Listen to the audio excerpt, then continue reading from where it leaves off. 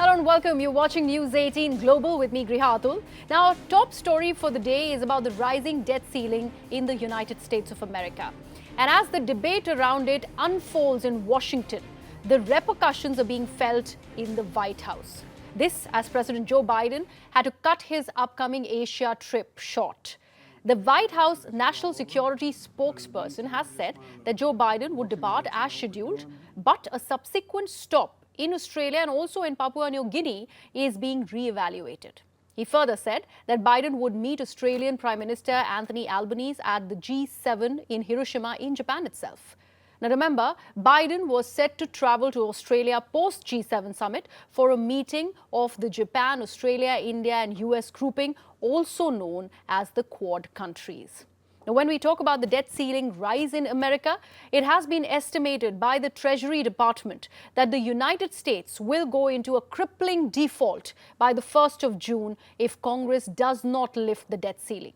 The Republicans and Democrats, in fact, have been vying to show that they view China as the greatest challenge faced by Washington. Now, Senate Democrats have also, in fact, announced a renewed legislative effort to stave off the competition with China.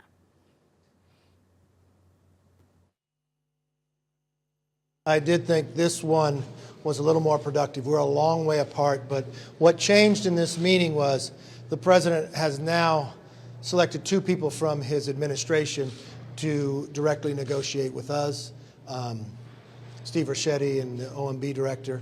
I will have Garrett Graves and my staff meet with them, and we've got a short time frame here to try to find out how we could come to an agreement.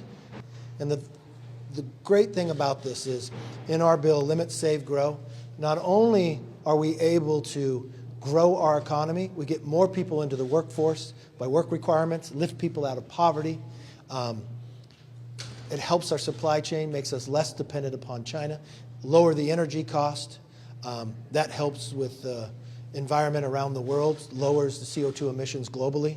Then when you look at permitting reform, that in itself will help America build things again. Only in Congress do Democrats think they have a hard time doing that. So that doesn't mean we're going to get to an agreement. All it means is I think the process is a better process, is something I've been requesting for a long time, that gives us a structure to actually be more productive, but a short time frame to get it done.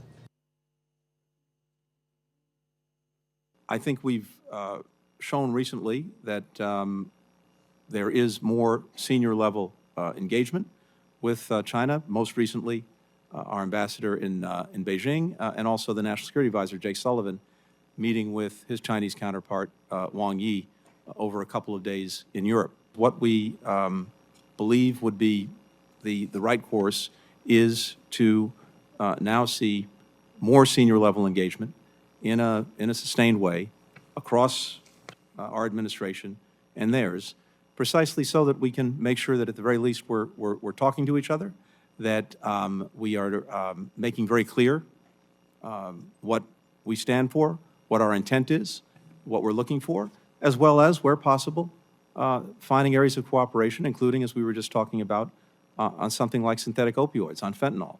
So I also think, Senator, that it's not only what's in our interest, but the rest of the world looks to us to manage this relationship responsibly. We're determined to do that. The Quad leaders meeting will not be going ahead in Sydney next week. We, though, will be having that discussion between Quad leaders in Japan. I thank Prime Minister Kishida for his invitation for me to attend the G7, and it is appropriate that we talk. President Biden, though, indicated that he was very much looking forward to coming down at a future date when it can be arranged, and I will visit the United States for a state visit later this year.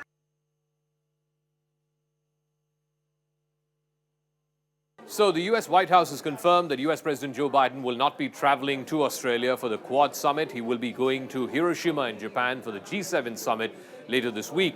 But he's curtailing his Asia-Pacific trip midway through because he has to rush back to Washington to negotiate the debt ceiling with the Republicans and with the House Speaker Kevin McCarthy. Now, This is an extraordinary turn of events because it is the United States which is the driver of the Quad group of countries, or the quadrilateral group of countries, which includes India, the United States, Japan, and of course Australia. The Quad essentially came into full frontal action when Joe Biden had the first summit-level meeting in 2020 after he became the president in 2021.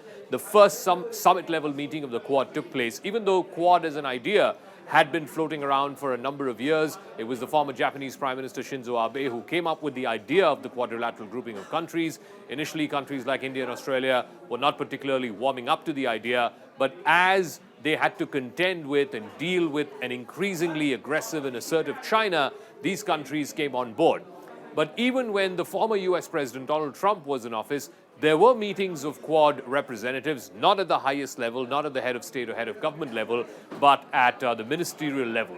It was only after Biden assumed office that he escalated this or elevated this to the highest level, and they've had multiple meetings of the quadrilateral grouping of countries. Now, the very reason why the Quad came into existence was to use the collective power of these democracies, the United States, Australia, India, and Japan, to collectively take on the might of China. So Joe Biden, curtailing his visit, not going to Sydney for the Quad summit, sends out the signal to Beijing that he's got more important things, he's got more pressing things. Now, if you were sitting in Beijing, if you were a member of Xi Jinping's cabinet, or if you were Xi Jinping himself, you're looking at this and saying, that what sort of grouping of countries is this? If the United States is not serious about this grouping of 4 countries to take on China, these 4 democratic countries to take on China, then why would the rest of the world take this grouping or United States leadership seriously?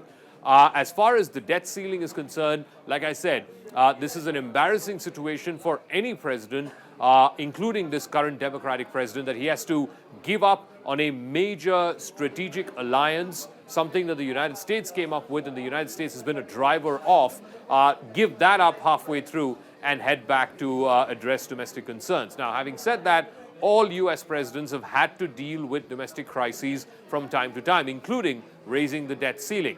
The debt ceiling currently is about $31 trillion, and that's primarily because the United States government spends far more than what its income is. Its revenues are far less than what it spends either through domestic spending, welfare measures like Medicare and Medicaid, Social Security. There's also spending on the military budget, so on and so forth. So its spending far outweighs its revenues, as a result of which every time they have to raise the debt ceiling, they have to go back to the US Congress and get permission from the US Congress to raise the debt ceiling. Over the last 40, 50 years, the debt ceiling has been raised a number of times, more than 70 times at last count. Essentially, the United States has a ballooning deficit which it's not able to meet with its revenues. So yes, this embarrassing domestic situation is what has forced the US president to curtail his Asia visit and go back, but it's going to have very, very important strategic implications. The Chinese are going to look at this and say that the Quad is not a serious arrangement, that when push came to shove, the US president actually dumped the Quad and had to rush back for pressing domestic concerns. Also, the signal this will send, not just to members of the Quad, including countries like India, Australia, maybe even Japan, that the United States may not necessarily be a reliable partner to funnel through this idea of the quadrilateral grouping of countries. Also, the message that it sends out to ASEAN countries. Remember, many of them have their own problems with China, have their own territorial disputes with China, whether it's the Philippines, Vietnam, Malaysia. All of these countries are stuck in territorial and maritime disputes with China. They were looking to the Quad to be some kind of a directional force on how to take on China. Clearly, no one country on its own can take on China because of its economic and military heft. So the only way they could take on China, or hope to take on China, it was as a grouping of countries. If this grouping of countries, the Quad, is not able to send out that unified message, if the most important member of Quad, the President of the United States, has to rush back because of domestic concerns, that sends out a note of dissonance, that sends out a note of discordance as far as Quad itself is concerned. So this is something that is not just embarrassing to the members of Quad, certainly it's embarrassing to the United States presidency, to Joe Biden, to the White House, and also for U.S. allies and partners in the Asia Pacific.